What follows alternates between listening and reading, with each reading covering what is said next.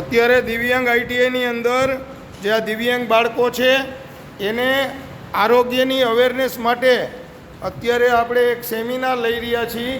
અત્યારે ચોમાસાની સિઝન ચાલુ થઈ રહી છે અને ડેન્ગ્યુના ને એવા બધા મચ્છરો ઘણીવાર આપણને ચોમાસામાં બધાય થતા હોય, પાણી ભરાતું હોય, અવ્યવસ્થા કે ગંદકી આપણે ઘરમાં પણ ના રાખવી અને બહારે પણ ના રાખવી, એના માટે આપણે અત્યારે ચુનીભાઈ માર્ગદર્શન આપે છે। સારું ચુનીભાઈ, મચ્છર ચોખ્ખા પાણીમાં, ખુલ્લું પાણીમાં એક મચ્છર 150 થી 200 ઈંડા મૂકે।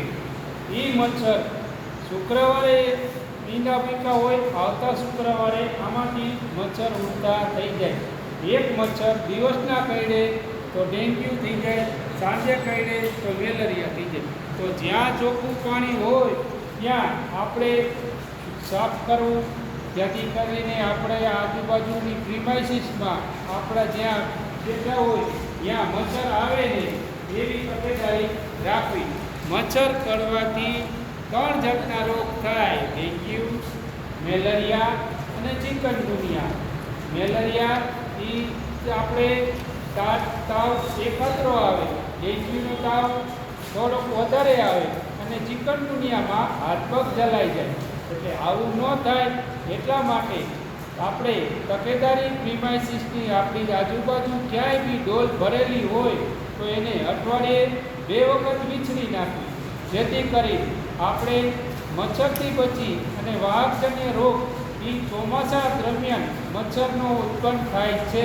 તો આટલી તકેદારી રાખશું તો આપણે સુરક્ષિત રહીશું અને મચ્છરથી બચી શકાઈશું। અને આપણે દિવસનું કામગીરી આખો દિવસ હોય તો આપણે ઓફિસમાં બેઠા હોય, કોમ્પ્યુટર કરતા હોય તો ત્યાં મચ્છરની 3 ઉડે તો આપણા પગમાં કહીએ તો આપણને 3 દિવસ પછી ખબર પડે કે આપણને ડેન્ગ્યુનું મચ્છર કરડી ગયું।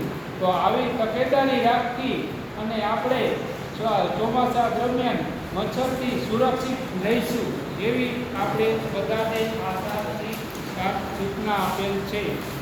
આ મચ્છર કરડે તેની તકેદારી ન રાખવી। બરાબર? ઓકે સાહેબ? તો અત્યારે આપણે આરોગ્ય શાખામાંથી આપણને ખાસ કહેવા માટે સાહેબ અહીં આવ્યા છે। આપણે ઘરે હોય પાણીની ડોલ આપણે 2-3 દિવસ 5 દિવસ ભરેલી રાખી, એમાં મચ્છર જાય અને આપણને કરડી જાય તો આપણે જુદા જુદા રોગ થાય। એટલે જેટલી છે એ સ્વચ્છતા રાખવી જોઈએ। જ્યાં સ્વચ્છતા છે ત્યાં પ્રભુતા છે। આપણે તંદુરસ્ત રહેવાનો આપણો હક છે, પણ આપણે તંદુરસ્ત ક્યારે રહીએ? આપણે ગંદકીમાં જીવીએ નહીં તો। બરાબર? કોઈ પણ જગ્યાએ આપણે ગંદકી દેખાય તો આપણે એને સ્વચ્છ કરવું જોઈએ। આપણા વડાપ્રધાન છે નરેન્દ્રભાઈ મોદી, એ સ્વચ્છતા અભિયાન ઉપર બહુ મહત્વ આપે છે। કોઈ પણ જગ્યાએ નીચે કોથળી નાખી દે, ગુટખાના મસાલાના પાઉચ નાખી દે, સાહેબ પોતે જાતે ઉપાડી લે છે। આપણે કેવડા નાના શીખીએ કેવડા મોટા એવું સાહેબ નથી જોતા। નરેન્દ્રભાઈ પણ આપણને શીખવાડે છે કે આપણે સ્વચ્છતા રાખવી જોઈએ। ઘરમાં સ્વચ્છતા રાખો, આપણી શેરીમાં સ્વચ્છતા રાખો, આપણી સંસ્થામાં સ્વચ્છતા રાખો, સંસ્થામાં આપણે સ્વચ્છતા રાખીએ, આપણા ગામમાં સ્વચ્છતા રાખીએ, શહેરમાં સ્વચ્છતા રાખીએ। બધી જગ્યાએ જો આપણે સ્વચ્છતા રાખીએ તો આપણે તંદુરસ્ત જીવન જીવી શકીએ। તો આપણે ખાઈ અને આપણા વાસણ છે, ઘણા લોકો એટલા વાસણ ઘરે લઈ જતા હોય, એવું નહીં કરવાનું। એ વાસણને બને તો આપણે જાતે ધોવાની ટેવ પાડીએ, જેથી એમાં મચ્છર અને બીજા બેક્ટેરિયા છે એ આપણને નુકસાન ના થાય। બરાબર?